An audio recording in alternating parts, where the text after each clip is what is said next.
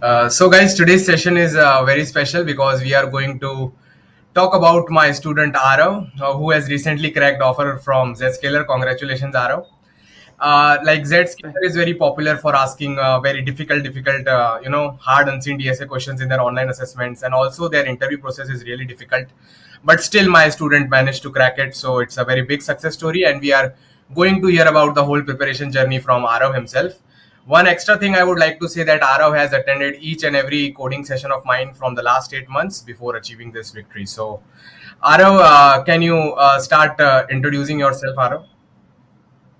So, hello everyone, my name is Arav Srivastav. I'm currently a fourth year student at Manipal University, Jaipur, and I've recently cracked offer from Zscaler. अच्छा, और आरव, ये आप बहुत सारे बच्चे आपसे जानना चाहते हैं आपकी पूरी प्रिपरेशन जर्नी, तो क्या आप वो बता सकते हो आपने कैसे प्रिपेयर किया था, क्या क्या किया था स्टार्ट से? हाँ जी, हाँ जी। सो मैंने फर्स्ट ईयर में तो कोई कोडिंग नहीं करी थी, सेकेंड ईयर से ही स्टार्ट किया था।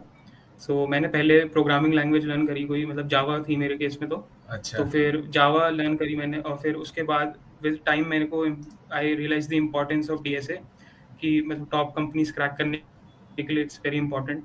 सो ओके। मैंने क्या करा, फिर यूट्यूब पे मैंने कई सारे 2-3 कोर्सेज करे YouTube, but okay. Problem was कि मैंने 2-3 कोर्सेज तो कर लिए, बट हाँ। क्वेश्चंस हो नहीं रहे थे मेरे से कॉन्टेस्ट में या ऑनलाइन असेसमेंट्स में। Okay. So okay. Main problem वही होता है ऑनलाइन असेसमेंट का कि we always get unseen and hard questions in online assessment.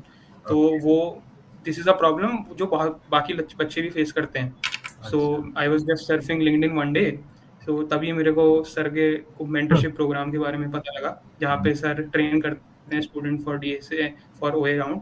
And मेरे को बस टेस्टिंग के लिए, just to test the water before in enrolling in this programme, मैंने मतलब 2-3 वीडियोस देखे सर के यूट्यूब पे। अच्छा, तो तो आप मुझे वो मेरा बहुत यूट्यूब पसंद आई चैनल कि में पहले आपने वीडियोस देखे थे ओए के? अच्छा।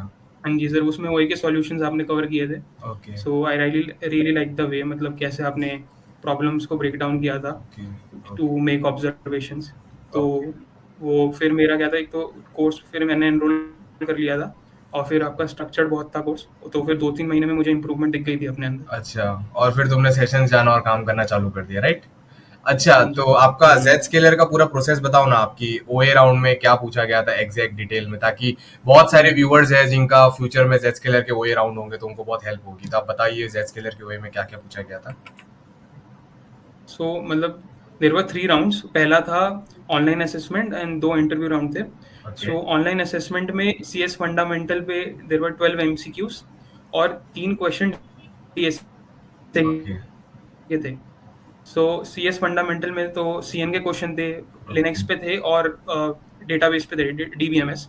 ओके। और डीएसए में फर्स्ट क्वेश्चन जो था वो था हैशिंग और बिट मैनिपुलेशन का हार्ड लेवल क्वेश्चन था। ओके। सेकंड क्वेश्चन जो था वो ग्रीडी था, और ग्रीडी प्लस ज्योमेट्री क्वेश्चन था, तो ये अच्छा। तो मैंने सॉल्व कर लिया था बिकॉज ये तो आपने कोर्स में हाँ, कराया वो था। कोर्स में से और सेम थर्ड क्वेश्चन आया क्वेश्चन था, जो था वो ठीक है। बाइनरी सर्च का। थर्ड हाँ जी। बाइनरी सर्च था, तो तो टोटल थर्ड अगर क्वेश्चन समराइज किया जाए तो आप कह रहे हो कि फर्स्ट क्वेश्चन हैशिंग और बिट मैनिपुलेशन पे था डीएसए में, सेकंड था ग्रीडी ज्योमेट्री पे, और थर्ड था बाइनरी सर्च पर। बाइनरी और सर्च। वो तीनों हाँ, क्वेश्चंस कैसे थे, तो वो तीनों ही। इंटरनेट पे थे कि नहीं थे, अनसीन थे, कैसे थे? हाँ, वो मतलब इंटरनेट पे तो नहीं थे, मतलब उसके लिए थोड़ा हायर लेवल थिंकिंग स्किल्स चाहिए था। ओके। और क्या कहते हैं, मतलब वो मैंने तीनों ही कर लिए थे सॉल्व। हाँ, कॉन्ग्रेचुलेशन। ठीक है, ओके, तो तीनों ही कर लिए थे आपने? ठीक है। हाँ जी सर। और फिर उसके कितने दिनों के बाद मतलब आपको पता चला कि आप इंटरव्यू के लिए शॉर्टलिस्ट हो गए हो? सो उसी दिन मुझे शाम को पता लग गया था कि अच्छा। इंटरव्यू के लिए शॉर्टलिस्ट हो गया हूँ। तो अच्छा। नेक्स्ट डे शेड्यूल हो गया था अच्छा, इंटरव्यू। तो इंटरव्यू तो का आप उस बताइए इंटरव्यू में एक्सपीरियंस कैसा था पूरा जेड स्केलर का? तो जो राउंड 1 था उसमें डीएसए के क्वेश्चन पूछे थे, सीएस फंडामेंटल के क्वेश्चन पूछे थे, और प्रोजेक्ट्स का पूछा था। अच्छा। तो डीएसए में तो स्टैक्स था, लिंक लिस्ट, और हमारा डीपी का क्वेश्चन पूछा था मेरे से। हम्म। और क्या कहते हैं, मैप का इंटरनल इम्प्लीमेंटेशन पूछा था जावा में। और ओके। सीएस फंडामेंटल्स में कंप्यूटर नेटवर्क के क्वेश्चन पूछे थे, जैसे TCP, UDP, how OSR model works, IPv4, IPv6। And DBMS में मेरे से इंडेक्सिंग पूछा था, और क्या कहते हैं, नॉर्मलाइजेशन, एसिड प्रॉपर्टी पूछा था। और उसके ओके। बाद लास्ट में मतलब उन्होंने इंटरव्यू एंड कर दिया था, इंटरव्यूअर ने जस्ट आस्किंग मतलब explain the projects which you have done. तो ओके। वो एक्सप्लेन कर दिया था मैंने प्रोजेक्ट्स। ओके। ओके। और ये जो क्या दिस वाज कहते हैं इंटरव्यू। सीएस फंडामेंटल में जो पूछे गए थे, मतलब आप एक बार वो टॉपिक्स बता सकते हो जो बच्चों को प्रिपेयर करने लिए जेड स्केलर के लिए, जो सीएस फंडामेंटल में पूछा जाता है? तो जेस्कुलर में कंप्यूटर नेटवर्क्स के ज़्यादा एम्फेसिस किया जाता है उन टॉपिक्स पे। हाँ। तो जैसे लेयर्स के बारे में पढ़ना चाहिए हमें कि कौन-कौन सी लेयर्स होती हैं, उनकी ओके। एप्लीकेशन, हाँ, TCP, IPv4, IPv6, classful, classless addressing, and उसके बाद हमारा यही सब रहता है, मेन मेन जो इम्पोर्टेंट टॉपिक्स रहते हैं। Okay okay okay okay. और डीएसए क्वेश्चंस जो आपको फर्स्ट राउंड में पूछे गए थे उनका डिफिकल्टी लेवल कैसा था?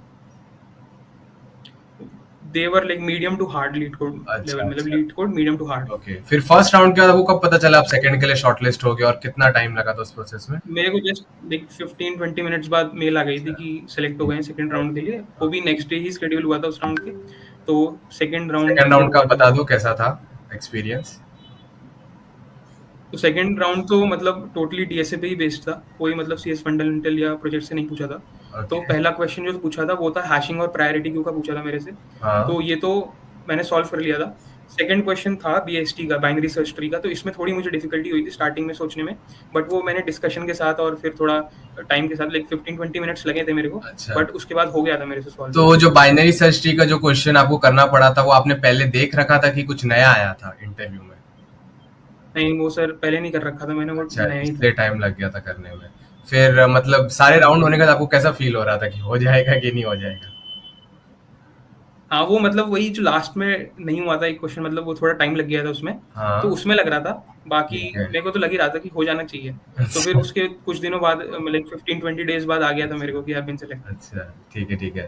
तो कॉन्ग्रेचुलेशन, आपने क्रैक कर लिया है। अब बहुत सारे बच्चे आपसे जानना चाहते हैं कि मतलब अगर वो फर्स्ट ईयर सेकंड ईयर में है और जेड स्केलर जैसा टॉप पीपीसी क्रैक करना चाहते हैं तो उनको मतलब जनरली कौन कौन सी चीजें करनी चाहिए और कैसे प्रिपेयर करना चाहिए, तो आप इसका एक पूरा स्ट्रक्चर बता सकते हैं अच्छे से बच्चों के लिए?